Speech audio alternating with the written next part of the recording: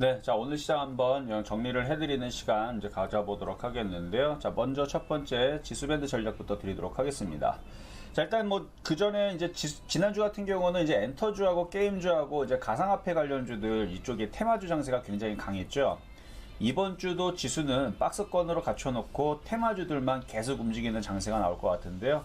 이 부분에 대한 자세한 얘기는 공개방송과 그 다음에 소통 시간대에 많이들 아주 지겹도록 얘기했을 거예요. 그래서 하이닉스 삼성전자 갖고 있는 사람들 고민이 되시는 분들은 제가 들어오라고 말씀을 좀 드렸던 부분들도 더 이상 빠지진 않거나 아니면 반등은 나올 건데 아주 징글징글하게 안 움직일 거다. 오히려 테마주들이 더 잘 움직일 거다. 뭐 이런 얘기로 아마 지난주 하고 지지난주 설명을 해드렸던 거 들으셨던 분들은 기억이 좀 날 텐데요. 여전히 지수 목표치는 3100과 3200, 그러니까 1차 목표치 3100, 2차 목표치 3200은 여전히 있습니다. 근데 이 목표치를 빨리빨리 올라가 주면은 대형주들이 움직이면서 뭔가 그래도 모든 사람들이 이게 좋을 수가 있는데 지금 그렇게 움직이질 않아요. 지금은 지수가 어느 정도 들어주면 또 횡보하고 그리고 또 소폭도 떨어지고 또 조금 들어준다 싶으면 또 횡보하고 또 소폭 떨어지고 계속 그런 형태를 좀 보이다 보니까 계속 종목들은 테마주들만 급등이 나오는, 아까도 말씀드렸고 지난주도 말씀드렸고, 그래서 그렇게 예상을 했는데 지금도 그렇게 움직여주고 있고요. 그래서 오늘 오전서부터 원자력 발전 테마주들이 강하게 움직였고요. 이유는 뭐 한빛 5호기 재개 이슈랑 그 다음에 지난주 신한울 3, 4호기 건설 재개에 대한 의견들 때문에 이제 급등을 했죠. 그리고 오늘 조선주들도 좀 강세를 좀 보여줬는데요.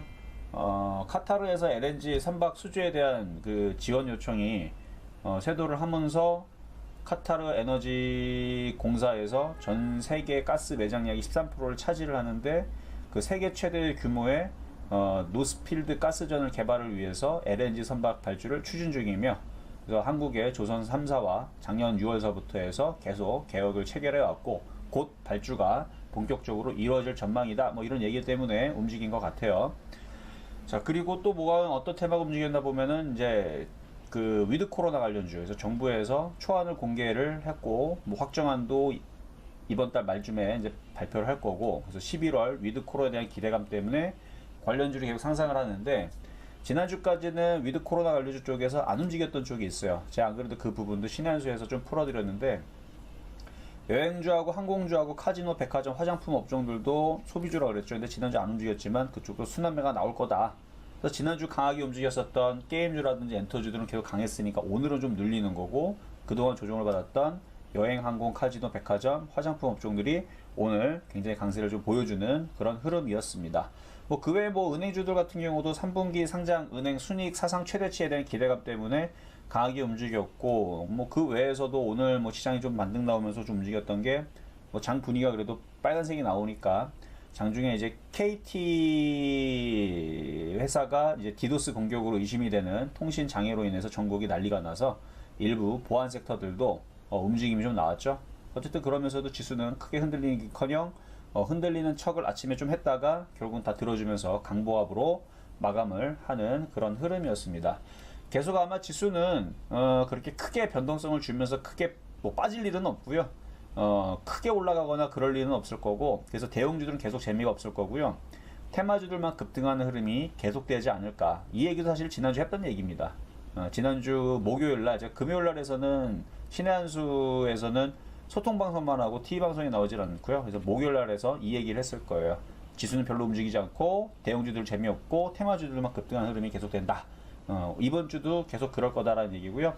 그래서 안 그래도 그런 부분에 대해서 또다시 오늘 월요일장이니까 잠시 뒤에 요거 끝나고 나서도 대형주 갖고 있는 분들, 그 다음에 이제 소통 방송에서 지금 게임주들하고 엔터주들이 조정을 받았잖아요, 지금. 그럼 이걸 어떻게 해야 되느냐, 이제 걱정하시는 분들이 있을 것 같아요. 걱정할 필요 없다. 왜냐면 파라다이스도 흔들었지만 다시 올라갔거든요. 그러니까 그런 식으로 지금은 박스권 장입니다. 급등하면서 계속 지속으로 상승하는 장이 아니에요. 지수가 이렇게 급등하진 않습니다. 계속 박스권 내에서 움직이면서 올라왔다가 내려왔다, 내려오면 다시 올라갔다, 또 올라가면 또 다시 내려왔다가, 그런 장세가 계속 당분간 이어지니까 매매하는 사람들한테는 최고의 장이죠. 그래서 그런 걱정들이 있는 분들은 좀 이따가 소통방송 때 들어오시면 되겠고요. 자, 그러면 두 번째 오늘의 대형주 두 개 분석을 하겠습니다. 자, 먼저는 두산중공업입니다. 자, 두산중공업 뭐 아까 전에도 잠깐 설명을 좀 드렸지만 지금 원전 테마주들 원자력 발전, 그다음에 전력, 전기 이쪽 애들이 지금 강하게 움직여주고 있는데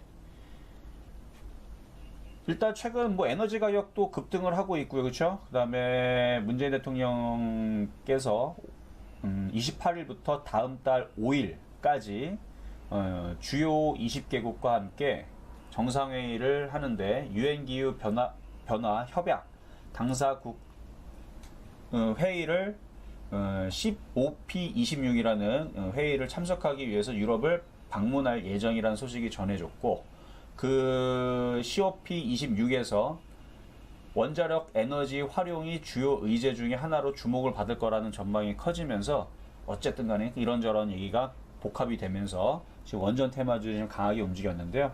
일단 지금 나오는 일정이 다음 달 5일까지이고 그 다음에 거기에서 어떤 얘기가 또 나오고 나서에 또 정부의 또 다른 또 뒷심을 또 발휘하는 또 좋은 얘기들이 나올 수 있으니까 아직 원전 테마주들은 더 갈 것 같아요.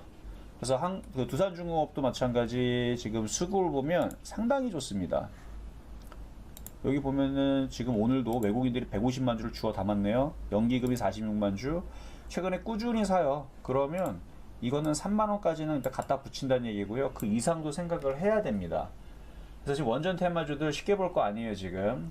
안 그래도 제가 원전 테마주들을 작년도서부터 해서 이쪽에서 지금 정부에서 이걸 없애지는 못할 거다. 왜냐면 전 세계적으로 원전 해체 기술이라든지 원전 기술들이 대한민국이 거의 탑 클래스에 있는데 이 기술을 썩힐 거냐? 그건 아닐 거다. 뭐 국내에서 안 하더라도 뭐 해외에서 하는 방법도 있을 거고 그것도 정부라든지 국회에서 모르는 게 아니다. 그래서 그런 부분들 때문에 언젠가는 가겠지라는 생각으로 예전에서 한번 이거를 표적 종목으로 바닥에 있는 애들을 몇 개를 얘기했던 적이 있는데 가격이 안 들어오는 애도 있고 들어오는 애도 있고 그래서 강연에서도 요 얘기를 했어요. 우리나라는 태양광하고 풍력이 안 맞는다. 안 맞아요. 우리나라는 다른 유럽이라든지 미국의 그 땅 넓은 나라에서 바람 계속 24시간 내내 부는 동네하고는 틀리기 때문에 일주랑도 마찬가지예요. 장마에서는 돌아가지를 않는데요. 뭐.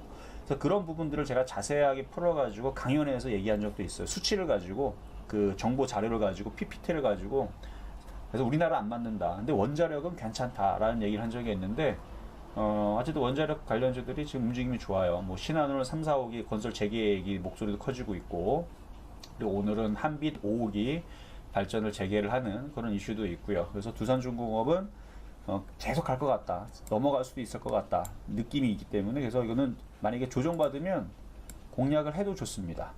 그리고 지금 원전 테마가 꼭 여기만 있는 건 아니잖아요.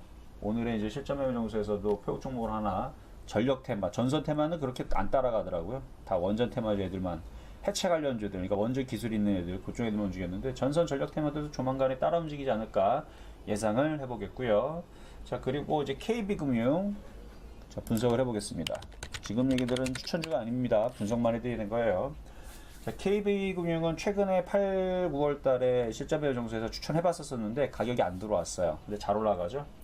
3분기 상장은행의 순이익이 사상 최대에 대한 기대감이 지금 계속 올라와주고 있는데요. KB금융 같은 경우에 실적을 지금 보면은 지난 21일 장마감 후 3분기 실적을 발표를 했는데요. 매출액은 전년 동기 대비 56.39%나 올랐습니다. 매출액이 영업이익은 1조 거의 8천억 정도 되는데 전년 동기 대비 26%나 증가를 했네요. 순이익은 9% 정도 증가한 1조 3천억 정도.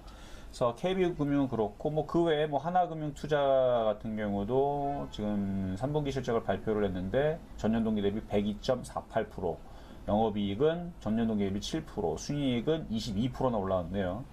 그래서 지금 은행주들의 지금 실적들이 좋아서 그래서 그거에 대한 반응이 지금 나와주고 있는 것 같은데 연말까지 배당까지 노리면서 계속 가져가시는 부분에 대해서는 좋을 것 같습니다. 은근슬쩍 은행주, 보험주, 금융주도, 증권주도 마찬가지 잘 안 빠져요.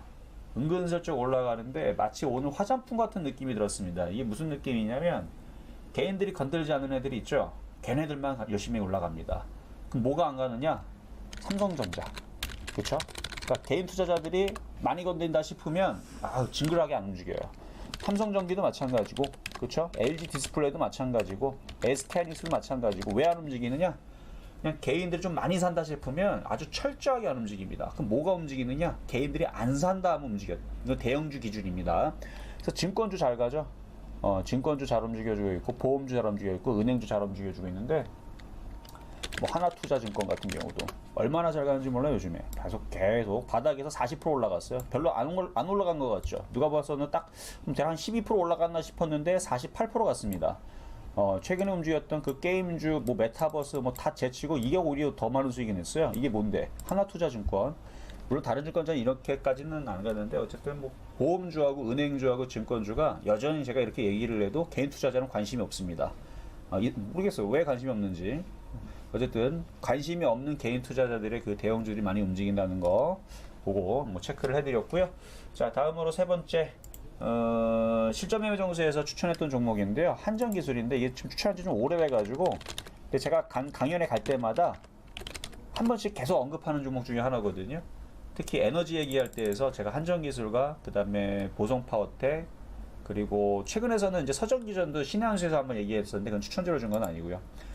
자, 한전기술을 작년 2월 달에서 추천한 이유는 워낙 바닥에 있었고요. 그 다음에 원전 테마를 죽이지 않을 거기 때문에. 그래서 한전기술, 한전 KPS, 한전산업, 그 한국전력도 마찬가지고, 근데 한국전력은 너무 무거우니까 이렇게까지는 못 가고, 이게 지금 바닥에서 281%를 갔습니다.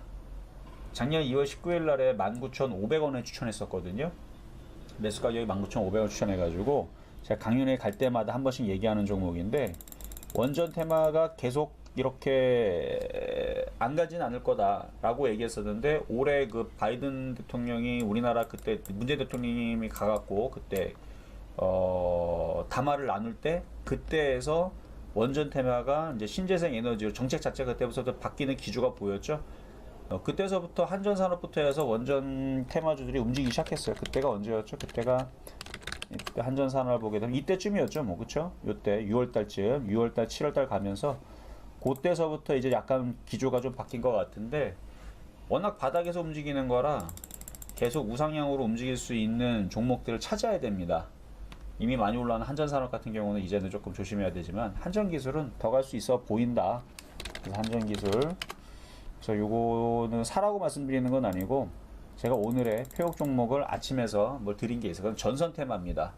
전선 전력 테마주들하고 그 다음에 그쪽하고 엮여 있어. 그리고 건설주들이 원래는 원전 테마랑 엮여 있는 건데, 우리나라는 특이하게 건설주는 건설주고 원전은 원전이에요. 근데 원전을 건설하러 가면 그 인터넷 찾아보면 다 나와요. 현대건설, 뭐 GS건설, 뭐 대림산업 다 원전을 다 해요. 하는데 테마에는 엮이질 않아요. 가끔가다 엮이긴 하는데 거의 뭐 한 5년에 한 번 엮이나 10년에 한 번 엮이나.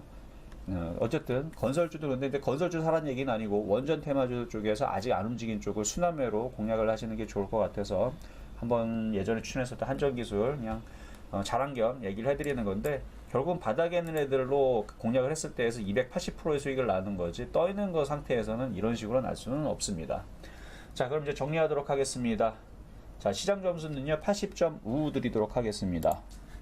시장이 모양이 이뻐졌어요. 뭐 이 정도 모양 오늘 기대했던 건 아니고, 오늘은 그냥 옆으로 횡보하는 정도나 아니면 빨간색 도치 정도로 느낌을 좀 주지 않을까 싶었는데, 그래도 생각보다 좀 많이 올라왔네요. 이거 지수 올라가는 것과 상관없이 어차피 테마주들은 계속 움직일 겁니다. 그래서 시장 점수 80.5를 드린 거고요. 매수 포인트는 85.5. 개인 투자자들이 계속 공략하는 대형주는 건들지 마세요. 그거는 세워라 내워라 시간만 갑니다. 안 움직입니다. 테마주 하셔야 돼요. 자, 그리고 오늘 강했던 테마 원전 테마주들 85.5 평가하도록 하겠습니다. 자, 뭐 잠시 뒤에 이제 뭐 신의 한수에서 소통 방송을 할 건데요. 많이들 참여하시고요. 그리고 소통 방송에 실시간 접속 참여가 300명을 달성을 하면, 예전에서는 제가 그 설경제 TV에서 500명도 달성을 했는데, 이건 이제 다시 그 유튜브로 해서 일단은 300명, 400명, 500명 이제 차근차근 달성을 다시 할 건데요. 일단 300명 달성이 되게 되면 아직 2달 남았죠. 크리스마스를 대비해서 크리스마스 선물 종목도 제가 드린다 그랬죠. 그래서 이거를 참여를 하려면 노란톡방에 참여를 해야 됩니다. 그거는 이제 여러분들 오른쪽 그 스캔 하단에 QR코드 있으니까 그걸로 들어오시면 되고요. 그리고 아까 전에 그 K 컨텐츠, 그 다음에 소비주, 게임주 흔들린 것들 걱정이 되신 분들 잠시 뒤에 뭐 유튜브 방송에서 계속 얘기를 나누도록 하겠습니다. 여기까지 이정수의 신한수였습니다.